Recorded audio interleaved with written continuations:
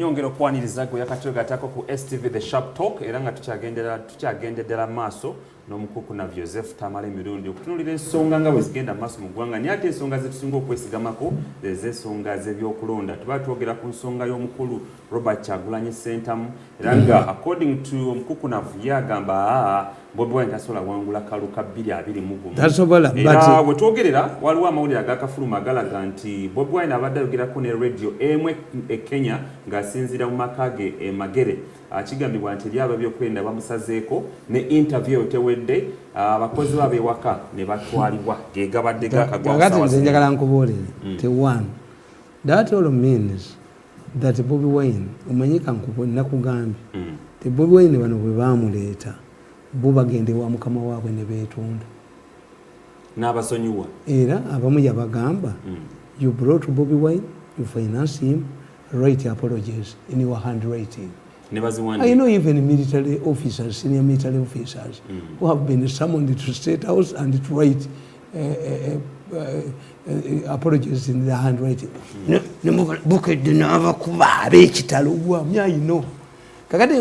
One, he was abandoned by his mentors. His mentors did not want him to be president. That's why Balaam blocked Bobi Wine in his party, People Power, to be registered, and he registered it as an he goes. But he didn't know he was working for Bobi Wine. Why? These people wanted Bobi Wine to have a party, a wing of NRMB, where Museveni could not control his members. This is why I have told you that when Bobi Wine campaigns for MPs, he is fit to campaign for MPs. He is only trouble. He is not to campaign for presidency. Aba avudde ku lolo gye baakola ki kakati abasajja bano bamuwa nuupu nabagamba na wano nkiwandiikako wano nti nuupu kibiina ky'NRM. How did he end up in Bobi Wine's hands? The party was registered, they're about to start. They know when to use them. These political parties, their patron is Uganda, the Prime Minister. Their chairman, the chairman of these small parties is Amanya Musheka. How did it go to Bobi Wine? Two. Why did it be registered by Rwakojo? Somebody was telling me, I don't know whether it is true or not. Kati ffe mututiyanga basajja mmwe mwatujoga ne tubalemerako. Banga nti Rwakojo akolera mukazi wa Kalwe Gomba bamubuuzizza sebo waggulu tulondane nabaganze noonya ka mukyala wange akebyo waggulu mbibalekedde because the people fear in normal circumstances a person would campaign for his leader kakati ate abenaalimu tebakikola kubanga population babalimba gwakako obadde okalina aka Museveni tewali kakati noono takkiriza ate campaigningira Museveni. That's their problem. Negwa ekyokubiri America tennatuuka ku level kwegambira Museveni nti regime change on fly zone. They still need him. But what they want is for him to clean his election process. That's very important. But you must understand nti Museveni alina okubeera ne bw'aba ng'awangudde akalulu. This is where this wound comes in. Mbabazi can help him to be Deputy Prime Minister and Minister of Foreign Affairs. They know Somogere did. Revolutionary political party, you humble yourself. Humble yourself. Singati wali bujozi naligenzeeyo. Niyo tekayinza kanukantu ya pusi natula n'omukonani ne banjoga. Ngende mu advisors abatasoma. Then wait till I go to school to go in a group of 100 people and more. At my age, to be advisor 1 million in which tundu and Nabana Makumiana, Nembuto Satu Badiech, Kukwali Kunjoga. It was a humiliating appointment. That's why I didn't go there. But if the president had told me, go to Rakai, we have a problem in Rakai district, you can't solve this, I would humble myself, Nemfukakati wound. Lolo Gundi Jagendo Kola. Until the observers, the European observers, to get the mass. The European observer, the wali kinumanga muntu kutabula bintu ebyo bopapula bomwe. Lwaki temwabuleteddewo? Kakati nkugamba the European observers have not come. Therefore, when do you involve them? The European observers gave you recommendations. Previously, African Union does not matter. African Union intervened, wanted the Gaddafi's issue to be solved by the European Union, the African Union. What happened? The African resolutions by the African Union were rejected by the Americans. Hila Gaddafi never mutwala. Kakati observers, the observers abavudde mu Africa tebalina lolo gye bakola. Tulina observers abavudde mu nsi ez'enjawulo muri Sierra Leone era bano bakyala bali mu kibiina kye bayita women situation. Abo temuli tebalina buyambi bwe bagabaata kati abo bazze kakati gosooka weebuze. That's what I'm telling you. How relevant are they? Tebalina relevance. Nkuvugamba nti electoral commission ya Uganda yagenda. What is that supposed to mean? I'm telling you, African Union has no value at all. Why? This one depends on the French. Those we are talking about. So what kind of election are we going to have? They are not relevant. According to African standards. Never Europeans never tebaliyo. So what kind of election are we going to have? Europeans, we shall give you aid because the elections were done according to our values, American values. Kakati, when you see them boycotting, observing the elections, it means you need a powerful person like Mbabazi in foreign affairs to say, yes, you did not come, what were your areas of contention.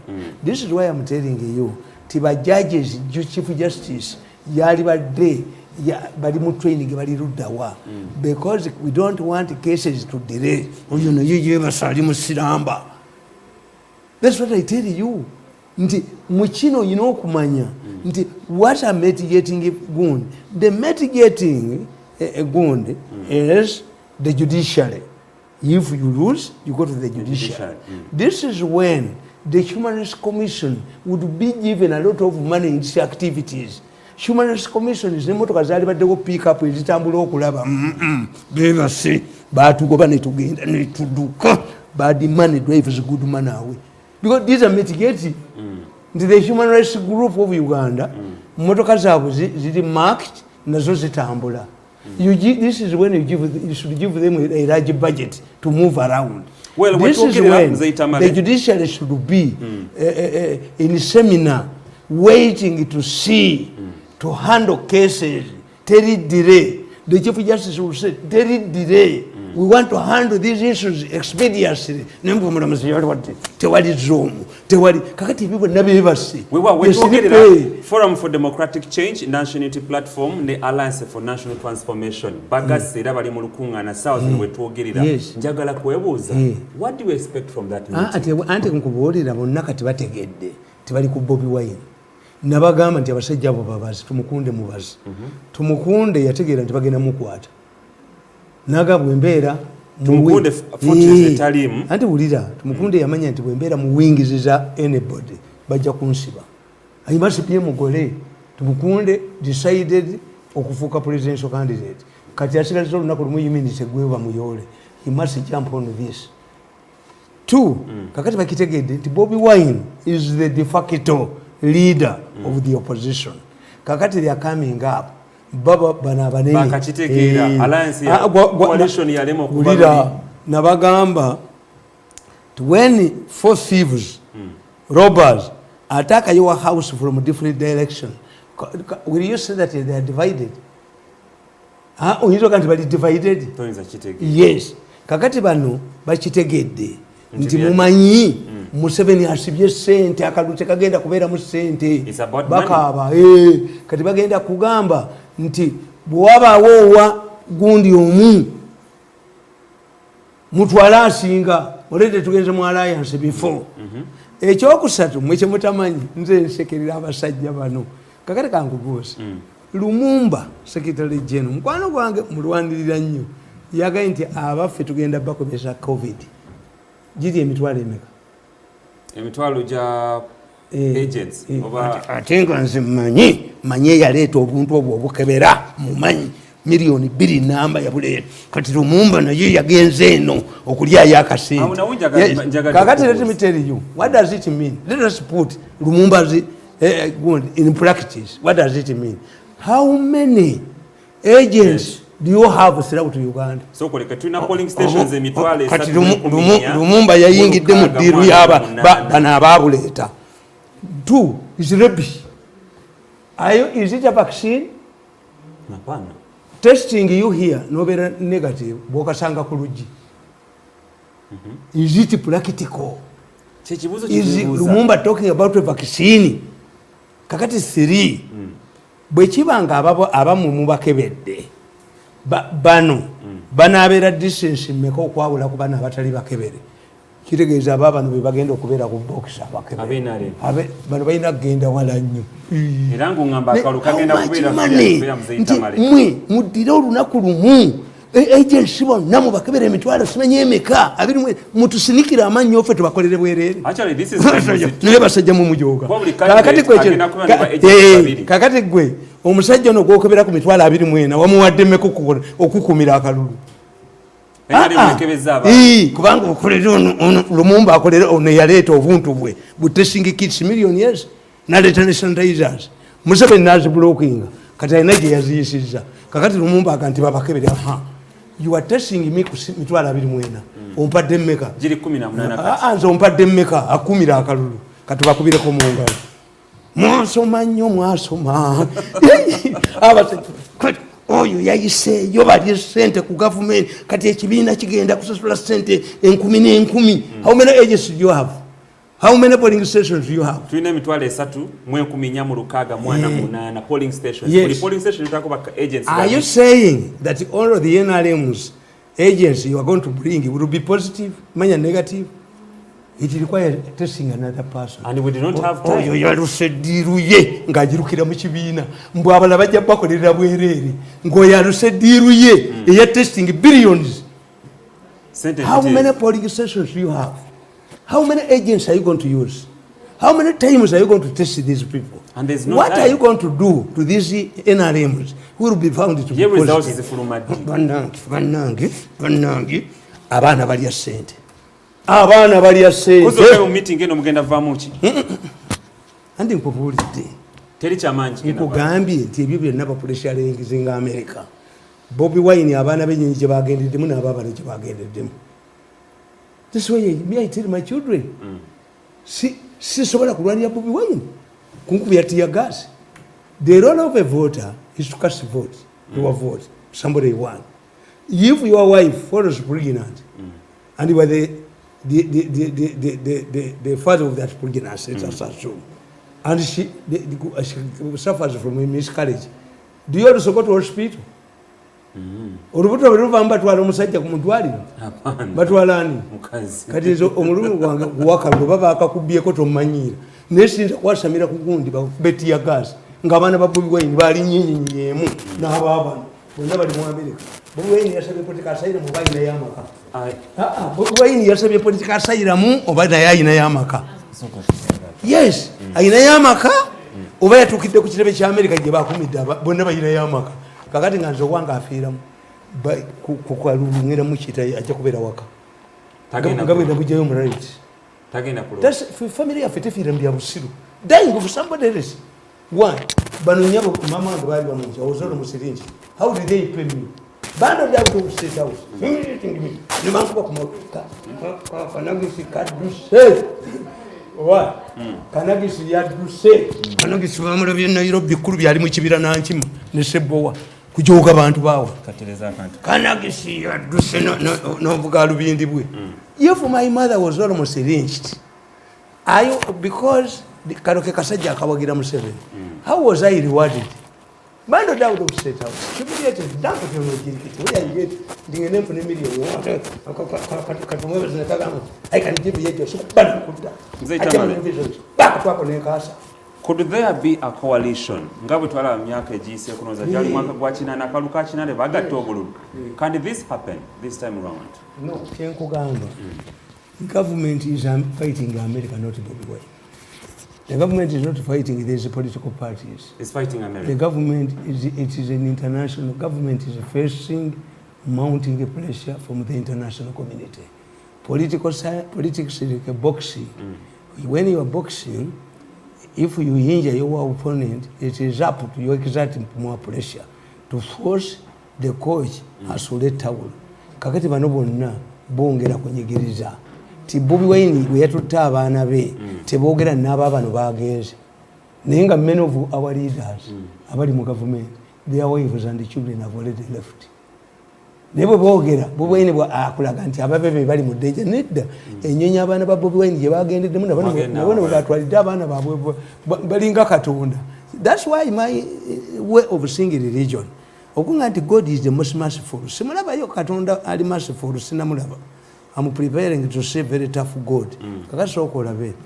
When Jesus was 4 days, ye Katonda yalagira omwana owuwe Jesus ne bamuddusa ne bamutwala e Misiri. Abalala bena kwenya kabaka n'abasala. What crime had they committed? So even God, when God heard that all the four old boys were going to be killed in the pursuance of Jesus, because those people, the Barons did not go back to the king decided to kill all of the 4 old boys. Jesus was already in Egypt. Kakati, as you people, you are going to slaughter yourselves. Bobi Wine's children and his opponents, in inverted commas, children, already put the plan. Free and fair. There's not going to be violence. That you're talking about slaughtering. Violence agenda kuvawa. Violence Museveni agenda okugenda endagala. Babadde bagenda kubba ababaka ba parliament baliza ababaka ba parliament. Boko Kenya. Enkoni yogenda okuvuga mu Ankole waliyo omujozi gwe balinze. Enkoni omanyi lole enkoni yatuse ku million 5. Ebyaddala. Enkoni atuveye. Enkoni. Ene we gwacha atuka sekosa wazeno njalo kakasaki ochala ba okiranga waliwo meeting egenda maso meeting wakati wa forum for democratic enkoni eri mu Ankole kwano bayina gwe balinda abajoga buli kaseera banyoke bamuleete nga talinda platform mulimu mugisha mu Alliance for National Transformation meeting eno katusubire nti mulimu ekyama ne kamalize n'akantu kanyenga tujja kuba tukubuulira nzikiriza 12:45 ne ku ssaawa 2:45 ninga ku ssaawa emu omukulembeze w'eggwanga General Kaguta Museveni agenda kuba ayogerako eri ensi yatusinga presidential candidate wabulanga president w'ensi yatu Uganda. N'akatabo kange awandika akatabo kange kano Museveni yetanga from his way of teeth nze sisaaga nagaa nti Museveni alinga olulimi lulimu hostile teeth nti ababebe bamuliko amwerisikiteeka Mirundi is a high risk kill me you suffer more even a goond magoti envuddemu ogisasula waliwo ajja okweraga gwe yajoga nze muya mu fresh naye ajja kumulabako gwe yajoga waliwo yanerekamu atabonyemanyi Kanagisali Kenya yadduse Kanagisi kuba abantu kulu byali mu kibira alinga nkima ani asigaddewo wabigo yagera kugamba badduse waliwo nefana ya fluminga byakati omugezi wa government the families nabikakasa nkugamba ani asigaddewo nkugamba nti abalonzi balina okutegeera what is important to me is not to die at the polling stations not at all. You shouldn't die, you should preserve yourself for future. Abo bonna be mulonze bayinza n'obutadda. Kati bali gundi generous baba wa sente bakola ki? Ngenda kusa kubawa loan. Start it now. Why didn't you start it? Why are they generous? Kakati zemba kanti kizibu kyetulina. Tetusomesa abantu. Lolo za mubaka wa parliament. Lolo za chairman wa 5. And in absence of this, the deciding factor becomes money. Era Museveni yabakonkonye tebalina sente ono ajoga nnyo talina yadde ekikumi yabadde atagala ng'ayina ew'omukagga gy'agenze Museveni oye tighten that money tezifuluma paka nga kaluka wedde olaba abantu ba Uganda beerondere nabagamba my contention therefore is that the CA elections planted the seeds of stinking corruption that threatens Museveni's survival today. The question is why? Kali nakawandika for God and my country. written on Monday 25th July 2018. 2 years back. 2 years back. Number one, the NRM feared to explain to the population who was the most suitable candidate for the CA job. For this reason, many voters were not aware of the role of candidates to the CA, which was going to debate and promulgate the constitution, and this is crucial importance. Secondly, people had no trust in lawyers for this job. Haji Moses Chigongo had performed well as a speaker, a job earlier considered a preserve for lawyers. It's not surprising, therefore, that in the race for CA, the late Zimura Mugwanya defeated Justice Remi Kasule, who is now retired, who was the president of Uganda Law Society.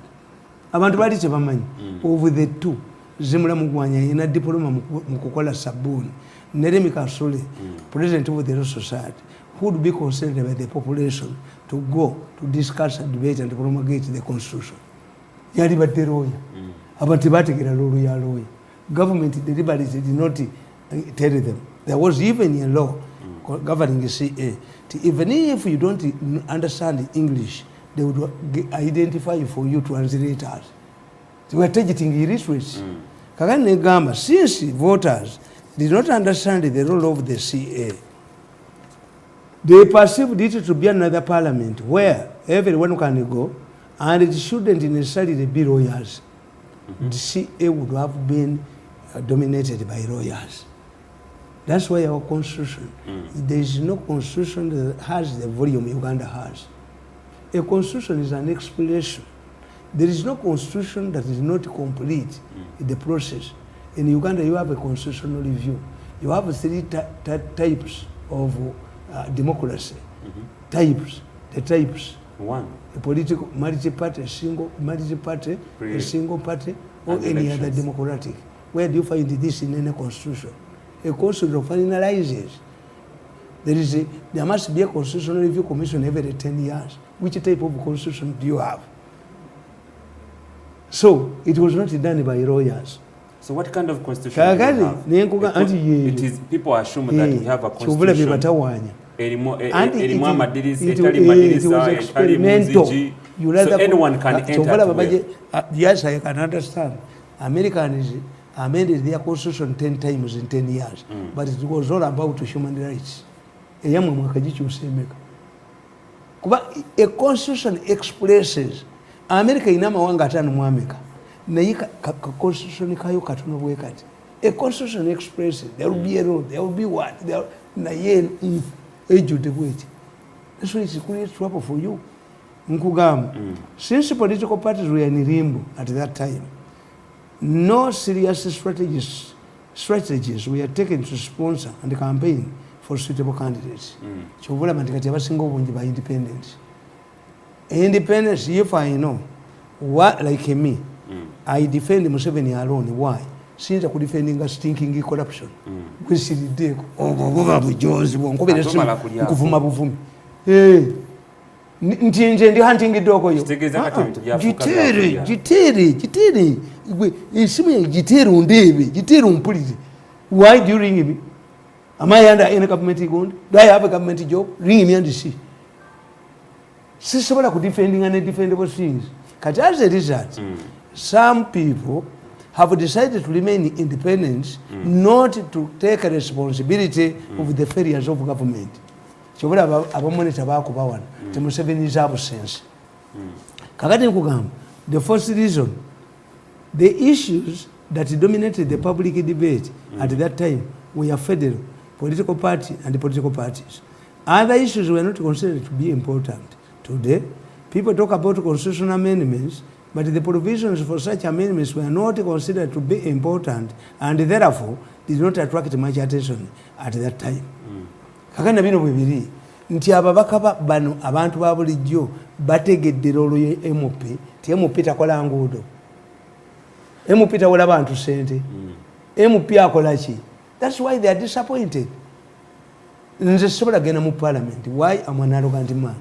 Era bwe nagenda yo bagamba kitange nti omutani wo tasaba kalulu nti nfukamire n'abaana bange nze arrogance yange basebe ne banya kati we mwennyima kati nabera kakati bamala bafukamira mukalu nendeta mukazi wange n'abaana basenga bajjajja kati tumala sijja bafukamirira kati mukazi wange afukamire na buli omu because of a vote me how much money is this that I cannot get through my private business kakati baba baniringa before you to attract your votes massive but they will not do the same this explains why in many cases ba MPs abaddayo 10 kigwa the mortality rate of parliamentarians is 100 every election.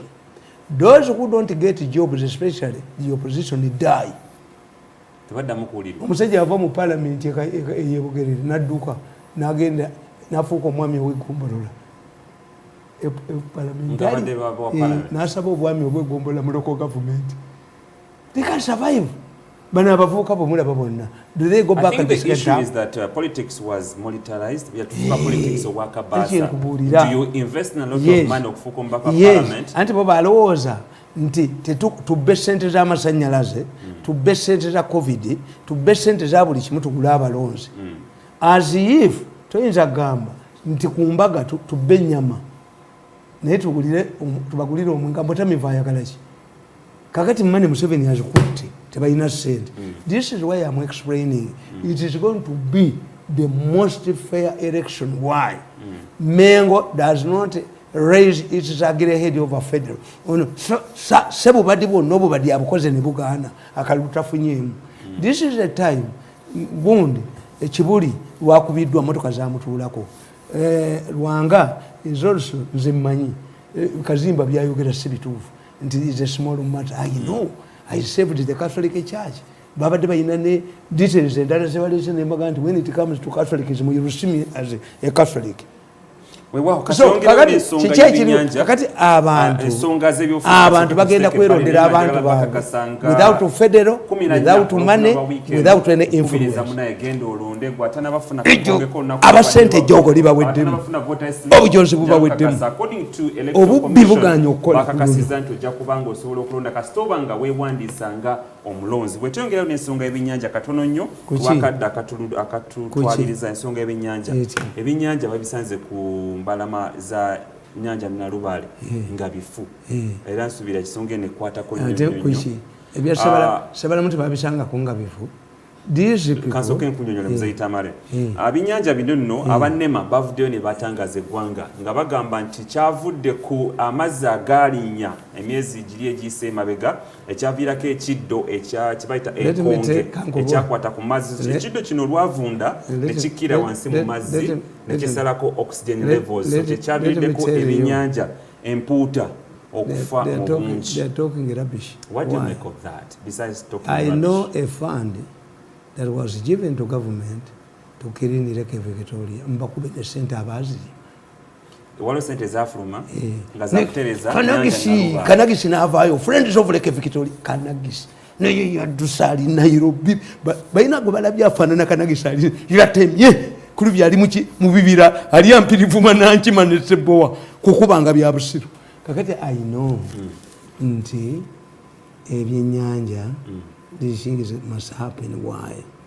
If there are changes on the operation of soldiers on Lake Victoria, those who have been imported by the killing canoemen inside the lake. Ngabakubamasas never been imported imported by the yabo about in the Lingenyanja. Because I told you, they misuse government good policies to benefit themselves. I know. All enyanja zikuumibwa. You can protect your lake for 6 months or a year ne muvuba emyaka 25. Naye bano babadde bayinvokinze n'etteeka abazungu baleeta etteeka mu 1937 obutayokya kukalirira byannyanja. Why? Oyina bitwala mu makampuni gaabwe aga factory. We know what they are doing. Naye kakati kyemba I don't want to assume nti kino kiri mu politics. Abavubi bamwattira mu nnyanja ne mutwala empoota yaabwe. Bawidoozi baabwe n'abaana bwe basobola okuba Museveni akalo. It looks impossible. How? It looks and sounds impossible. Yes. Naye ennyanja mugibaddeku mwe Mukasa. When did you become Mukasa? Mukasa w'ennyanja. Mukasa is the head of the Uganda. Mu Buganda. Mu Buganda. Naye Mukasa ng'ayogera lulimi ki Luswayiri. mukasa yasoma dde Oluswayiri omuyita yava Zanzibar ne bajoga ensi yonna ku nnyanja ne bakuba amaato g'abantu nga teri abagambako kakati ate badduka beefuula no baliyo ddeko abamu ne babakuba abaserikale abo ne babakuba ku lubalama amasasi ensi neryoka esanyuka.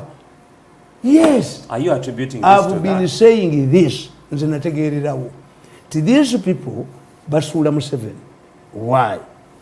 Toyinza kuba notawaanya butale nga nnamugwanya n'ogamba ababodaboda mbu balina obubiina bwabwe buliko emizindaalo ntugenda kuleeta kati eyali aleeta baasi 10,000 yadduka dda n'ebikooyi bye yadduka oyo tayogera yeekwesi eyali aleeta baasi 400 ajjeko abantu emirimu bamuwenga biliyoni 6 mu State Council. He's hiding. But the president was clear. Yadduse kati talabwako ate ffe tugaana ki ffe tubagaana ki mubaleete mbajjeko emirimu kati mulwana nabaki I wrote in this book kugambye nti ebyennyanja sirina sababu tutebwa mu research ki ate ne bagamba nti empuuta gye mulwanira oba teyagireeta. Empuuta was never a derogatory empuuta was brought by Obote era olwokuba empuuta yali nene nnyo maama Obote bamuyitanga Sabuleenya abaganda ne bagituuma Sabuleenya abaganda Obote yaleeta bano n'ennuuni nayo n'ogibbira mu nnyanja n'ennuuni ng'ennuuni oyo nagireka mu nnyanja ne batta ab'amaato naye ng'empapula z'amawulire zisiruse muwonye Bobi Wine mumuwonye Bobi Wine is a weak man muwonye naye singa mufunye kwayina amaanyi ejjooga eryo obusuma n'obubbi byali baweddemu obusuma n'obubbi bye bibaleetedde obulala n'okujooga aba bakoledde tube tumala omujooga ate tumukomyawo. Next time learn how to treat people. Naye abantu bannaka n'okwata nasale nti simanyi yabba 35 million ne banne basatu kubanga mumujje mu Judicial Service Commission sente muzibbe n'okwata omukazi ono guwatudde n'omusibe ekitalya kuba mubbye sente z'emmere 59 billion ne mukwata omukazi wa 11 billion mumuzibbye ne musibe ekitalya ne mwana we buli wamu wonna ne mubbawo buli wamu ne mubbawo nga mujooga abantu. Omukyala w'Entebbe omuwulize yayoza ebipande bya President Museveni uyu waabwe w'Entungamo omuwulize w'Entungamo yalakira ne babiyuza tayagala Museveni kati gwoba w'Entungamo afuna emiliyoni 3 omwezi toyagala kulaba ku Museveni kakati tendereza nsi gwe mwali mwokera nnyabo ate nabano ne bangoba ntendereza nti amusoba siri mutamiivu I'm a bitter man but I control my bitter don't bitter wangu nyinza kuzinga enyondo mu mutwe because I'm a bitter man mange bali bamuja how was I rewarded nga mange babadde bamuja enkera bagobambwa ne bagisula kasasire kende fune miliyoni mu emitwalo emeka omusajja mukulu ayina abaana 40 ki nga ngenda yokola yose obuvali mujoze I rejected it completely siriri nyayo nzitama tugenda kubanga tuva wano ensonga zibadde nnyo nayo lwakane nakugamba tusukka wane nkubulidde nabagamba tusomereyo katono nnyo nabaga nti Bobi Wine ekizibu kyabayinako nabagamba nti Bobi Wine oyo obuzibu bwayina mu katabo ke naye nakateekana muno naye mbaga nti Bobi Wine obuzibu bwayina nti bamemba ba parliament abava mu bibuga tebafaanagana n'abannabwe bava mu byalo enjawulire ku ki. Yes, mobilization in the city. That's why we are going back to the other days when we fortified Radio Uganda. Deployment yerirudawa mu kibuga. Why? Mu kibuga mwe basulira government. Museveni evaluated a protracted war. But once they capture the city, another important issue jenjagala batukwateka aba security. I mentioned it about it on Sunday. Embagamba nti mutuyambe muve ku motoka zaffe ezattakisi zikwatiramu abantu mudire mu motoka ezikiriale marked nti za poliisi abantu ba Uganda babadde balina vatikiti zaabwe oyo manyanga gege wamukwasizza Museveni tasibira abantu bwereere. This was a verdict from the peasants. If somebody comes, introduce yourself to the local councils, get a defense secretary, search Mirundi's house, arrest him, leave the contacts. Uye Museveni gwetubadde tumanyi. Era yochola kuyaleeta. Ochola yagamba nti identify yourself. Neba nabayola obuyozi. No. Government is protected because it must have coercive forces. True. If you arrest, nobody is not unarrestable in a country and you don't enjoy diplomatic immunity. The only person I think who can have diplomatic immunity is a cardinal, because the cardinal has 2 passports. He must be cleared by Vatican if you want to arrest him. Wow. Naye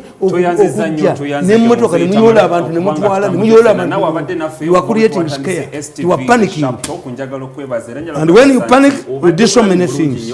Amanya nze Simon Chris Makanga iranga mwabadde batulabira ku Facebook abadde mu tugirabyeko again nenyondeyo tugirabyeko muzeyitamule tugirabyeko bangi tyo naye